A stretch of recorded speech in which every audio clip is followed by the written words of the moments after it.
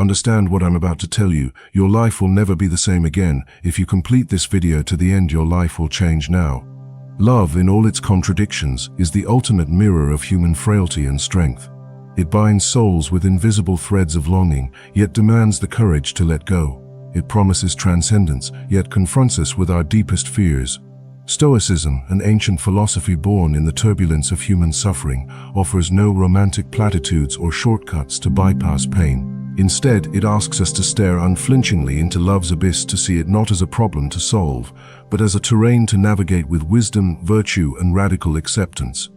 This philosophy, articulated by thinkers like Epictetus, Seneca, and Marcus Aurelius, does not dismiss love's agony, but reframes it as a forge for the soul. To love stoically is to engage fully in the emotional tempest while anchoring oneself to principles that transcend fleeting desires. It is to recognize that the greatest love often resides in the quiet spaces between possession and freedom, between the heart's hunger and the mind's resolve. The pain of being ignored by someone we cherish is a universal human experience, yet few trials better expose the fragility of our illusions about control. Modern relationships often operate under the unspoken assumption that love guarantees reciprocity, that devotion earned will be devotion returned. Stoicism shatters this assumption. It begins with a simple, devastating truth. We control nothing outside our own choices. The Stoic does not love half-heartedly to avoid hurt. They love fully, knowing that the beloved's actions, their presence, their attention, even their loyalty are not theirs to command. When silence replaces conversation, when distance erodes intimacy, the Stoic response is not to manipulate or plead, but to turn inward. This is not resignation, it is liberation.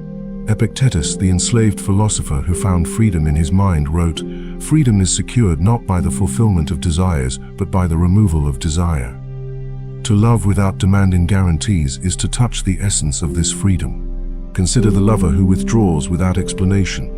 Society labels this cruelty, betrayal, or indifference. The Stoic asks a different question. What does this silence reveal about my own attachments? The agony of being ignored often stems not from the loss of the person, but from the collapse of a narrative. We've constructed a story where love is a contract, where affection is currency, where the beloved exists to fill our voids. Stoicism challenges us to dissect this narrative. Marcus Aurelius, the emperor philosopher, journaled reminders to himself. You have power over your mind, not outside events. Realize this, and you will find strength. When someone we love becomes a ghost, their absence is not the injury. The injury is our refusal to release the fantasy of control. We suffer because we confuse love with ownership, intimacy with possession. The Stoic remedy is Amor, Fati, the love of fate. To embrace even the absence of the beloved as necessary, as part of the cosmic order, is to transform suffering into acceptance. This is not passive surrender, but active alignment with reality. Modernity complicates this alignment. In an age of instant messaging and social media, silence is amplified. A text left unanswered for hours spirals into existential doubt. An unreturned call becomes evidence of unworthiness. Digital connectivity creates the illusion that love should be constant, measurable, and effortless. Stoicism, in contrast, thrives in the gaps. It teaches that love's value lies not in its visibility, but in its authenticity. Seneca, in his letters to Lucilius, cautioned against equating busyness with meaning. Life is long if you know how to use it. Similarly, love is profound if we stop measuring it by external validation. The Stoic does not tally gestures or hours, but examines the quality of their own heart. When ignored, they ask, have I loved virtuously? Have I respected the other's autonomy? Have I guarded my peace against the tyranny of expectation? These questions strip love of its transactional veneer, revealing it as a practice of moral integrity. The four Stoic virtues: wisdom, courage, justice, and temperance frame this practice. Wisdom distinguishes what is ours to control our actions, judgments, values from what is not others' feelings, choices, presence. To obsess over why someone withdraws is to waste energy on the unknowable. To focus on our response is to reclaim agency. Courage is not the absence of fear, but the resolve to act rightly despite it. It takes courage to love without guarantees, to offer kindness without demanding it in return, to face the void of silence without filling it with desperation. Justice in love means honoring the humanity of the beloved, their right to choose, even when their choices wound us. To resent their freedom is to reduce them to a tool for our comfort. Temperance calls us to love without excess to avoid the self-destruction of obsession, the melodrama of possession, the hubris of believing we are entitled to another's heart. Together, these virtues transmute love from a chaotic emotion into a disciplined art. Yet Stoicism is often misread as cold or detached. Nothing could be further from the truth. The Stoic loves deeply, passionately, but with a clarity that avoids entanglement in illusion. Consider the parent who releases a child into the world, the friend who supports without suffocating, the partner who cherishes without clinging. This love is not diminished by boundaries, it is deepened by respect. When the Stoic encounters indifference, they do not retaliate with spite or manipulation. They grieve, but their grief is clean, untainted by victimhood. They acknowledge the pain, then ask, "What can I learn here? How does this refine my character? What attachments must I release to love more freely?" This is the alchemy of Stoicism, turning leaden suffering into golden self-awareness. Historical figures embody these principles. Take Cato the Younger, who upheld his ideals even as his political world collapsed, or Seneca, who faced exile and eventual death with equanimity.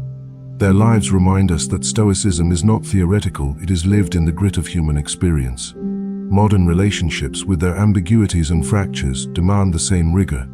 The partner who ghosts after years of intimacy, the friend who fades without explanation, the parent whose approval remains elusive, these are not mere emotional challenges but spiritual crucibles. Each invites us to practice the Stoic dichotomy. Some things are up to us, some are not. Our task is not to change others but to master our reactions, to find serenity amid the storm of external events. This mastery requires daily discipline. Negative visualization, the Stoic practice of imagining worst-case scenarios, prepares the mind for loss. By mentally rehearsing the beloved's absence, we inoculate ourselves against the shock of abandonment. This is not pessimism but prudence. As Seneca wrote, "What fortune has made yours is not your own." Relationships, like all external goods, are borrowed, not owned. To cling is to invite suffering. To appreciate them as transient gifts is to savor them fully. When silence descends, the Stoic does not crumble but reflects. Was I present? Did I love without reservation? Did I honor their freedom? If the answer is yes, the silence becomes a testament to love's purity, not its failure. The modern world, with its cult of romanticism, often equates love with grand gestures and perpetual euphoria. Stoicism rejects this theatrics. It recognizes that love's truest moments are often quiet, the steadiness of a partner who stays through illness, the friend who listens without judgment, the parent who sacrifices without fanfare. These acts require no validation, no applause. They are rooted in the Stoic understanding that virtue is its own reward. When someone ignores us, the Stoic does not seek to punish or win them back, but to examine their own conduct. Did I love with integrity? Did I respect their boundaries? If so, the rest is beyond their concern. This philosophy also confronts the ego's role in love. The pain of being ignored often stems less from loss than wounded pride. How dare they disregard me? Stoicism challenges this narrative. Marcus Aurelius wrote, "It is ridiculous not to escape from one's own vices, which is possible, while trying to escape the vices of others, which is impossible." To fixate on another's behavior, their silence, their indifference, is to surrender our peace to their whims. The Stoic redirects this energy inward, asking, "What vice does this reveal in me? Vanity? Insecurity?" By dissolving the ego's demands, we make room for a love that is selfless and enduring. Ultimately, Stoicism does not promise an end to heartache. It promises something far greater, the strength to endure heartache without despair. The lover who withdraws becomes a teacher, guiding us toward emotional sovereignty. Their silence is not a void but a mirror, reflecting back our dependencies, our fears, our unmet needs. To stare into this mirror is to undertake the most profound Stoic exercise, the journey from pathos, suffering, to apatheia, inner peace. This is not the numbness of apathy, but the clarity of a mind unshackled from illusion. In the end, the Stoic loves as the universe itself loves, unconditionally, without expectation, and with reverence for the beloved's autonomy. To love this way is to touch the divine. It is to recognize that every relationship, whether fleeting or lifelong, is a thread in the tapestry of fate, woven not for our comfort, but for our growth. The silence of another, then, is not a tragedy, but an invitation to release, to trust, and to discover that the greatest love flourishes not in the presence we demand, but in the freedom we grant.